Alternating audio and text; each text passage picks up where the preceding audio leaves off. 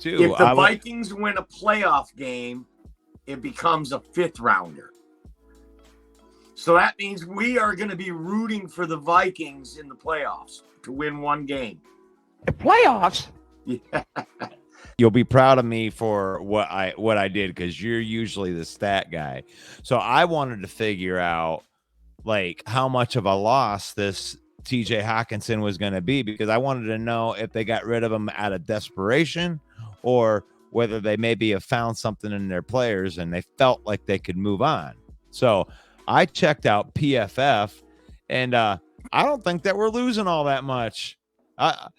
Like Hockenson is a plus catcher for sure. He graded out as a 74.5 catching the ball in PFF. But his run blocking was an atrocious 48.3, and his pass blocking is an atrocious 58.9. Brock Wright has a 70.2 receiving, but from the pass block rate, Brock Wright pass blocks at 73, which is a way plus. It's every time Brock Wright is out there, he can pass block. Every time Hawkinson's out there in a pass blocking situation, he gets beat. So I think this was strategy. He's not a Brad Holmes guy. So, well, he's not a Brad Holmes guy, and he hasn't been good.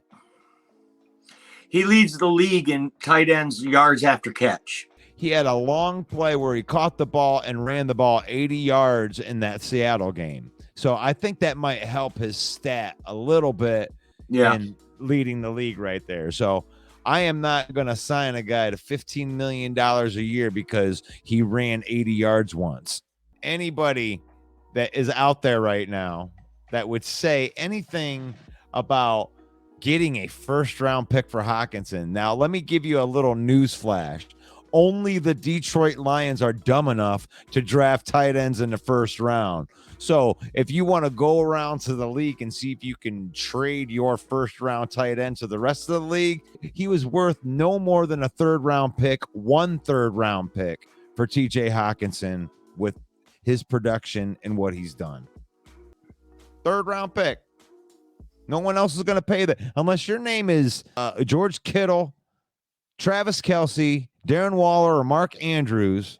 You're not getting a first-round pick for your tight end.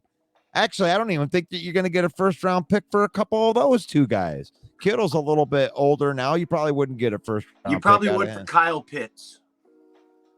Yeah, but he's in the second year of a rookie deal. And he's having a down year. So I mean, Hawkinson's going to a place where he's going to need to be paid $15 million a year next year. Come on, cough it up. Are you ready to do that? And you gave up a second and a third round pick. But here's what the other side's going to say. The Lions did pick up the 5th-year option. Okay, they did. So you could have had him for this year and all of next year without franchising him, without anything. They gave him away for a second-round pick. For a second and a third round pick, and yeah, they gave him away because they're not going to pay him.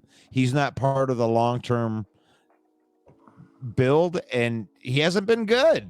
Like, why would you want to even consider keeping a guy around that can't pass block, that gives up a sack every time that you ask him to block somebody?